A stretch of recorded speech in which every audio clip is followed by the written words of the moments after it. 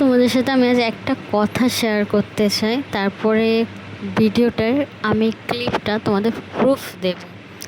তো কি প্রুফ পরে বুঝতে পারবে, পুরো কথাটা শুনলে তবে বুঝতে পারবে। হাই গাইস, আসসালামু আলাইকুম, ইয়া রহমতুল্লাহি ওয়া বারাকাতুহু। কেমন আছো সবাই?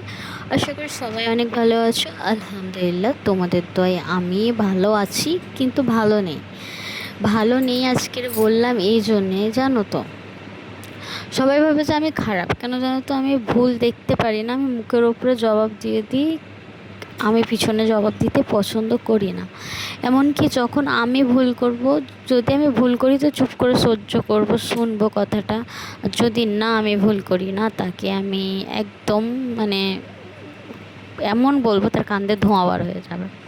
কিন্তু আমি বরাবর এরম ছিলাম না। আমি একদিন চুপ থেকে থেকে থেকে থেকে এমন পাথর হয়ে গিয়েছি, আমাকে আর কেউ ভাঙতে পারবে না, আমাকে আর কেউ কাঁদাতে পারবে না। আমি একটা সময় ছিল না, যদি আমাকে কেউ মেরেও ফেলে দেবে, আমি উত্তর দিতাম না। বাট এখন আমাকে যদি কেউ ওই বলে, আমি তাকে তুই বলে নেব। কেন বলছি হয়তো শুনতে গেলে খারাপ লাগে। মানুষ এমন একটা জায়গায় এসে পৌঁছে যায়, তার জায়গাটা সে নিজেই বানিয়ে নেয়, তাকে নিজেকে বানাতে হয়, নিজের লড়াই নিজেকেই লড়তে হয়। জানো তো, এই দুনিয়ায় যত তুমি ভালো সেজে থাকবে, ভালো মানুষের করবে, যতক্ষণ মানুষের তুমি করতে পারবে, মানুষের অভাব মেটাতে পারবে, মানুষের কথা শুনবে, ততক্ষণই তুমি ভালো। জানো তো, তুমি যখন তার কথা শুনবে না, তারকে উত্তর দেবে, তার ভুলটা তুমি তাকে বলবে, তখন তুমি তার কাছে কী হয়ে যাবে, খারাপ হয়ে যাবে। তো কাউকে তোমাকে প্রুফ করতে হবে না, তুমি যেমন তুমি তেমনই থাকো। আর একটা কথা, আমি ইনস্টাতে ভিডিও দেখছি না, আমার খুব খারাপ লাগছে যে এই মানে ককরোচ, যেটা যে নতুন পার্টিটা উঠেছে, আম জানতা পার্টি, তো সিজেপি। তো হচ্ছে যে কি জানো তো, ওই লড়াইটা আমাদের জন্যই লড়ছে। আমাদের জন্য না লড়লেও আমাদের যে নিউ জেনারেশন আসবে, মানে আমাদের ছেলে মেয়ে বা আমাদের ছোট ছোট ভাই বোনরা যারা বড় হচ্ছে তাদের জন্য, বা যারা আমাদের মতন অনেক ছেলেমেয়েরা আছে পড়াশোনা করে কাজ পায় না। জানো তো, এই দুনিয়ায় শুধু পড়াশোনা করলে হয় না, পড়াশোনা ভালো হলে হয় না, এই দুনিয়ায় টাকা টাকা টাকা। তো টাকার মুখ সবসময় বাঁকা। জানো তো, কী বলো তো, বড় লোকের ছেলেরাই সব কিছু হতে পারে, গরিব লোকের ছেলেরা হাজারে একটা হতে পারে। আর তোমরা কি বলো তো, আমরা কি বলো তো, ভালো ডাক্তার খুঁজি, ভালো ডাক্তার পাই না কেন?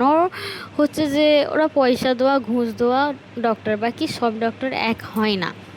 আমি সবাইকে বলছি না, কিছু কিছু জনকে বলছি।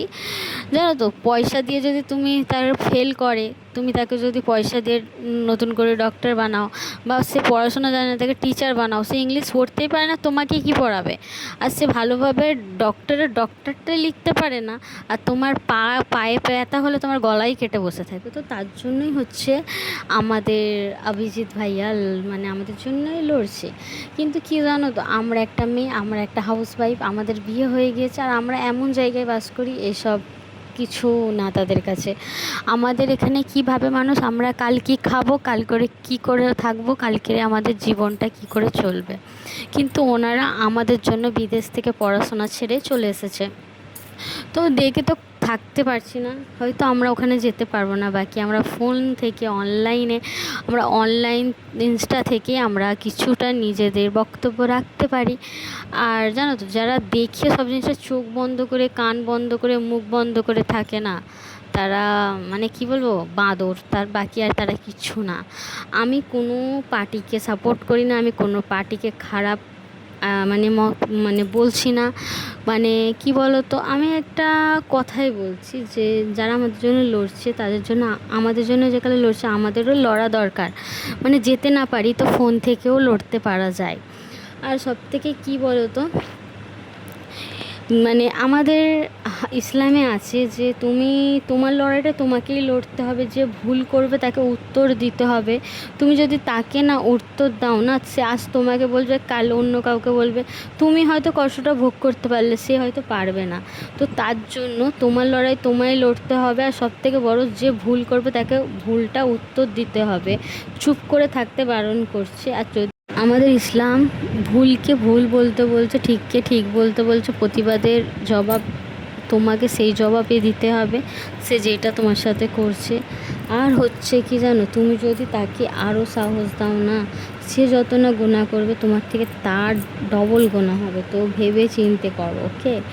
আর সেদিনে যাচ্ছিলাম, রাস্তা এত ভিড় তোমাদের কি বলবো।